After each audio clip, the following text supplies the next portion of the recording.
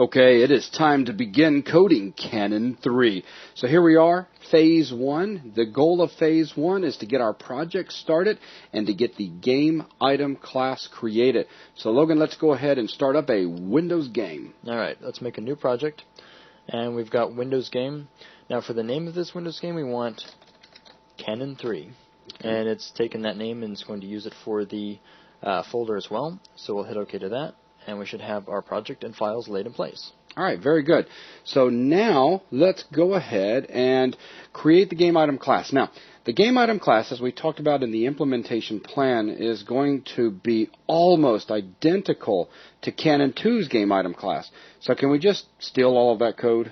Yeah, I agree. There's only so few changes that we can just copy the entire class straight out into Canon 3. Okay, so let's go ahead and make our classes folder. Okay, let's begin with the project and add a folder to the project for classes. And inside of that, I will still add a new class. I'll just be replacing everything inside of it. So this will be our new game item. And for the contents, I'm going to jump back to Canon 2. If you remember, in Canon 2, we've got the GameItem class, which we have loaded up here.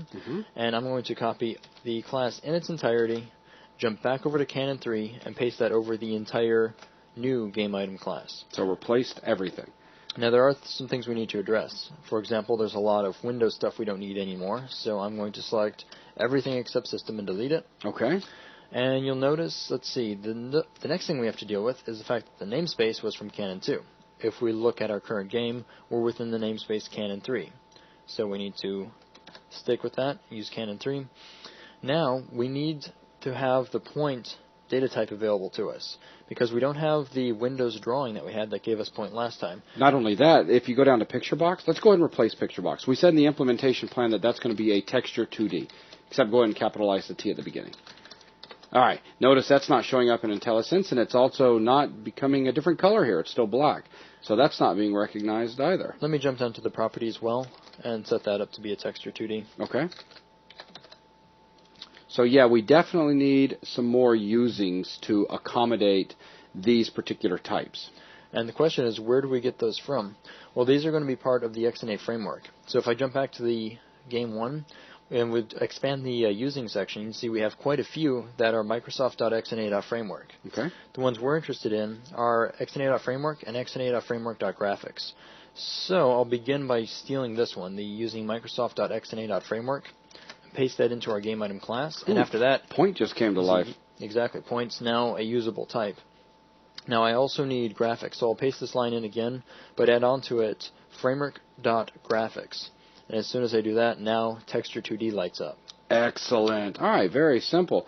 So, yeah, that's nice. Okay, now let's go ahead and scroll down. I think everything else is going to remain exactly the same according to our implementation plan. Looks good, looks good. Yeah, it looks good. Ooh, draw. Does not look good. Okay, draw is going to be quite different, because we're not just setting the location of a picture box. We need to actually draw a texture now. And remember, it is the sprite batch object that will handle the drawing of the texture. So we need to get sprite batch set up here to handle the drawing. Right, that means we need to pass the sprite batch into draw so it knows what sprite batch to use. So I'm going to add a sprite batch parameter to draw and simply call it sprite batch. And now, for drawing it, this using the textual location is completely irrelevant now, so I'm going to wipe all of that code out. Alright, now we need to talk about what things we do need to do. Like Canon 2, we have our positioning set up so that it is centered. But before we draw the texture, we need to get a position ready that would represent the center of this texture. Because you saw in the simple app that we did, well, all of our positioning was top left. We used the same, because remember we had to do either 0 or the entire offset. So our actual positioning was top left. Now we need to account for it to be center. So I need to make a variable that is going to represent the position that we actually want to draw. And I'm going to represent this with a vector 2, because that's one of the types that can be used directly with draw. So I'm going to make a new vector 2. I'm going to call this position vector. Let's see.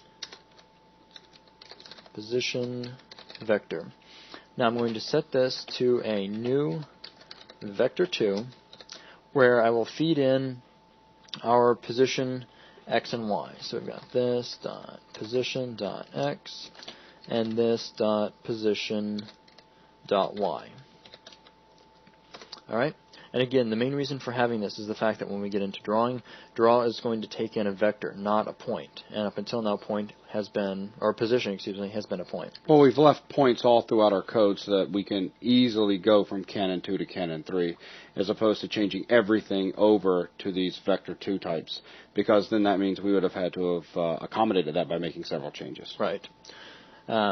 Now, the next thing we need to take into account is origin. We're going to have to pass origin on to draw as well.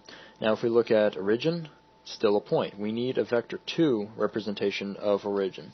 So I'm going to make a new vector 2, this time called origin vector. There you go. Right, origin vector. And this is again going to be a new vector 2. And this time we're going to take in our origin. So we'll grab our origin.y and our... How about x then y? Oh yeah, x first. That would have made for some fun debugging. Yeah, it would have.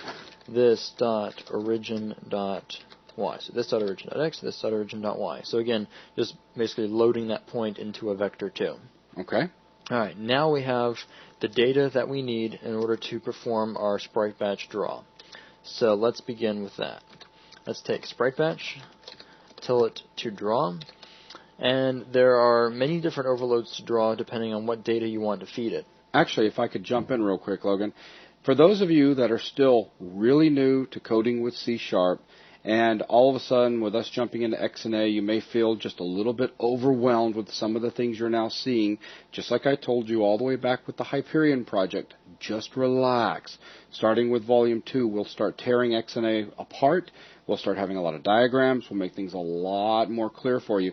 As I said with the XNA game, Canon 3, just follow along. Probably 95% of it you're going to understand without any problem because you've seen it work its way from Canon 1 into Canon 2 and then finally over to Canon 3. But there are some new elements that you are not completely familiar with or not familiar with at all at this point, and I don't want these to just throw off your game. Just follow along. Logan is about to draw out or write out the draw method here with a bunch of different parameters that he's going to be passing. And this is going to look really confusing. Later on, we're going to be breaking this down in greater detail when we start looking at XNA a lot closer.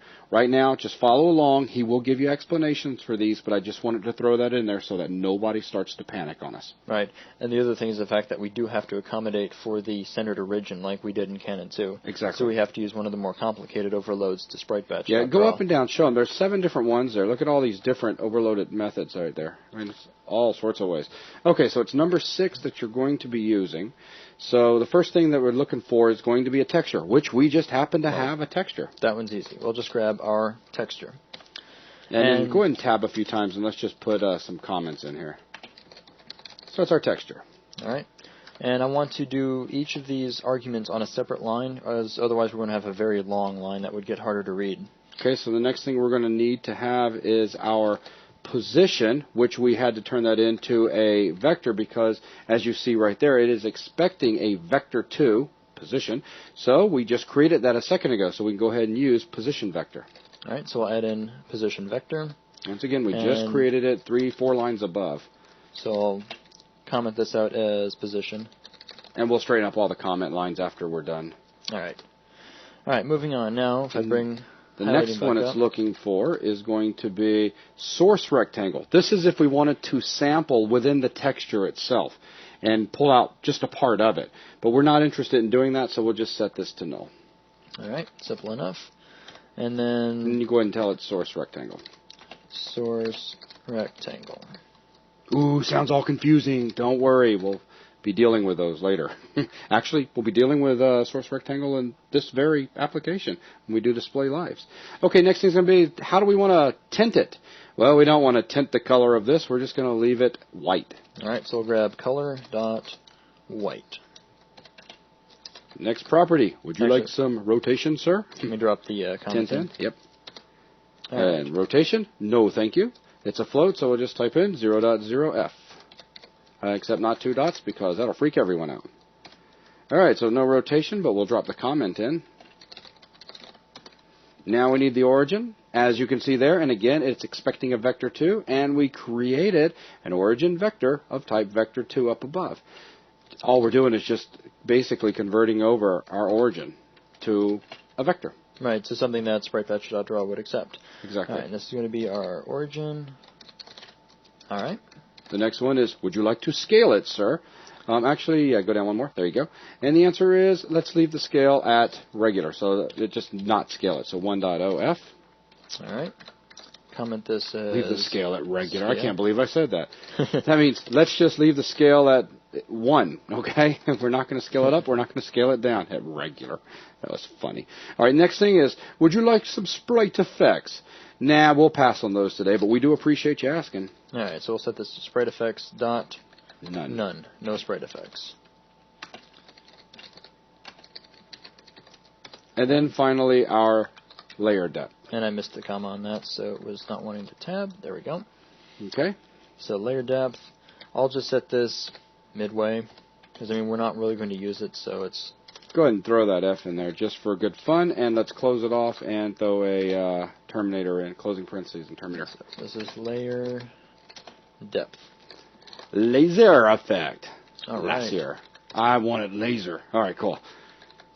All right. So and then go ahead and go back over. That's actually the last one, so we don't want a comment. We want a closing parenthesis. Exactly. And we want to follow that with a terminator because we're done drawing. Beautiful. And we'll be discussing layer depth a little bit later, along with pretty much everything else here. Yeah, everything else here. All right, let me see if I can straighten some of the comments out. Sounds good. And origin, rotation, tint, source rectangle position, texture, and there we go. All right. And this will give us, if you want to go ahead and do a quick build just to make sure we have not introduced any problems, and we haven't. And this gives us exactly what we're looking for. We now have a project started for Canon 3 as an XNA Windows game, and we now have the GameItem class created. So that is going to wrap up this video.